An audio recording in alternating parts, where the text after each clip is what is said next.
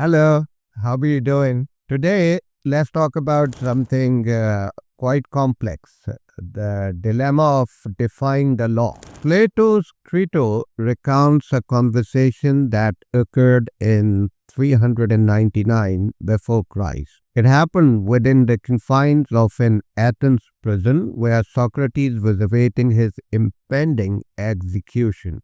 Not long before this, a gathering of over 500 Athenian citizens had found Socrates guilty of corrupting the youth and impiety, essentially accusing him of disrespecting the city's gods. Socrates vehemently denied these charges. In fact, he argued that his public philosophical discussions, far from being subversive, were intended for the betterment of Athens and as a service to the god Apollo. However, the jury remained unconvinced and delivered a guilty verdict. So their anger escalated when, during the sentencing phase, Socrates facetiously suggested that his punishment should be a lifetime supply of free meals at the Prytaneum, a privilege that was usually reserved for Olympic champions and similar dignitaries in Athens. Now, these antics didn't sit well with the jury, and they resulted in Socrates being sentenced to death. While a religious observance temporarily postponed his execution for a few weeks, it now loomed on the horizon. Enter Crito, a wealthy and devoted friend of Socrates. One fine morning, Crito arrives at Socrates' prison cell with a daring escape scheme. He has greased the pans of the jailer and, with the assistance of other loyal friends, has arranged a getaway plan that will transport Socrates to Thessaly. That was another Greek city-state. There, Socrates can spend the rest of his days in exile with his family, who will also leave Athens. Every detail has been meticulously worked out except for the toughest part, persuading Socrates to go along with the plan. Now, everyone familiar with Socrates knows that convincing him will not be a walk in the park. Nonetheless, Crito is resolute in his mission to save his friend's life, and is armed with a barrage of arguments. So Crito understands that Socrates doesn't fear death. So he wisely appeals to aspects more likely to strike a chord with Socrates: his sense of honor and his responsibilities to others. Crito starts on a personal note. That is, if Socrates gets executed, Crito and others will lose a buddy. That'll be an irreplaceable loss for them. Plus, folks will start asking why Socrates' pals didn't go the extra mile to save his neck when they had the means. They'll be like, is Crito such a tightwad that he wouldn't cough up a little cash to bail his buddy out? Socrates also has a duty to raise and educate his kids. If he bites the dust, his sons will be left without a dad. And last but not least, by just rolling over and let this unjust sentence happen, Socrates would be serving his enemies on a silver platter, letting the bad guys win. Dying is the simple chicken's way out. Staying alive, now, that takes guts. Escaping would be a smackdown to the forces of evil. Socrates patiently hears Crito out and then meticulously tears down his arguments. He points out that caring about one's reputation isn't the right focus. It's about what genuinely is just, not what merely appears just to the majority. So arguments about personal relationships don't hold water either. Socrates can't properly educate his kids by setting an example of unjust behavior. Being a good friend would also be off the table, and when it comes to helping his enemies, all they really want is to hurt him. If Socrates were to act unjustly, he'll be playing right into their hands by harming his own soul. With these arguments, Socrates manages to persuade Crito that justice is the only thing that matters. If Socrates can demonstrate that escaping would be unjust, then none of Crito's arguments would have any sway. So after countering Crito's arguments for escape, Socrates presents his own case for staying in Athens and facing his sentence. He emphasizes that just because he was unjustly convicted and sentenced, it doesn't justify him doing something unjust in return.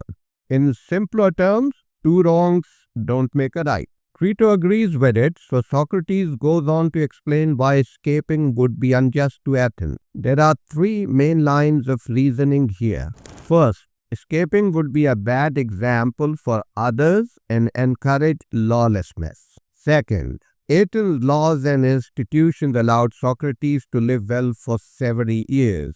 Disobeying them now would be ungrateful, like disrespecting a parent. Lastly, Socrates had the option to leave Athens if he didn't like the rules there. His decision to stay, participate in Athens' civic life, and even defend it in the military implies that he accepted Athenian laws. Socrates also points out that he had a fair chance to persuade his fellow citizens during his trial. Since he failed to do so, he now has a duty to abide by their decision, even if he and Crito both believe it was wrong. Look, Crito seems to be convinced by Socrates' reasoning, but that doesn't mean we have to be.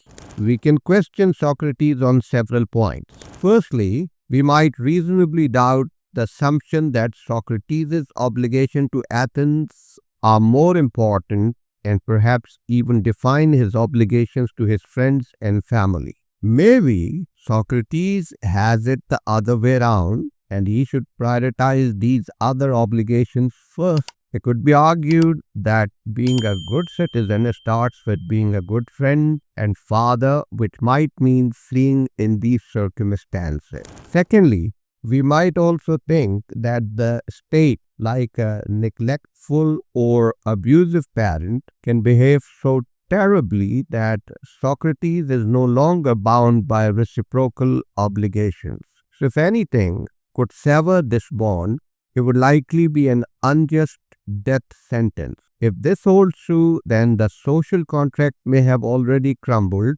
absolving Socrates of any debts to Athens as he contemplates escape. Lastly, even if the social contract remains intact, it is plausible that breaking the law is the lesser evil in these circumstances.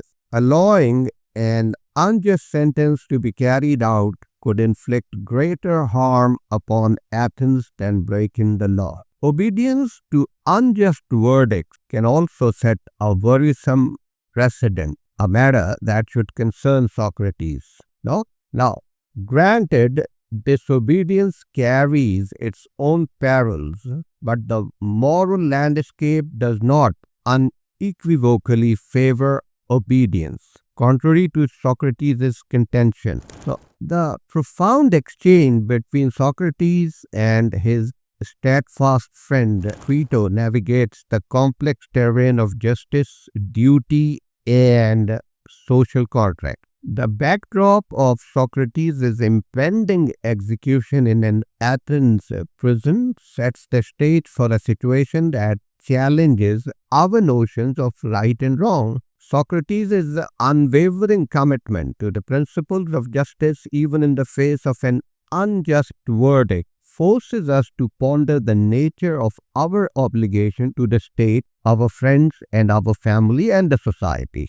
Crito's plea for Socrates to escape ignites a debate that continues to resonate through the ages, even today. While Socrates masterfully counters Crito's arguments, we find ourselves confronted with profound questions. Should allegiance to the state consistently supersede personal bonds? Can a state's unjust actions release an individual from their obligations? Is obedience to the law an absolute moral imperative? Or are there circumstances where disobedience is the higher ethical path. This dialogue leaves us with more questions than answers as we grapple the complexities of morality, duty, and the pursuit of justice. It serves as a testament to the enduring power of Socratic inquiry and leaves us with the enduring legacy of a great thinker who chose to abide by his principles even at the cost of his own life. Having said that, Socrates' intriguing arguments are still up for debate. As for Crito, it is safe to assume that the jailer probably didn't give his money back. So think about the debate that we just discussed. Think about the ideas. Nobility of Socrates is reverential, is respectable. But think about the arguments. Humanity has thought about them ever since. And see you next time. Take care.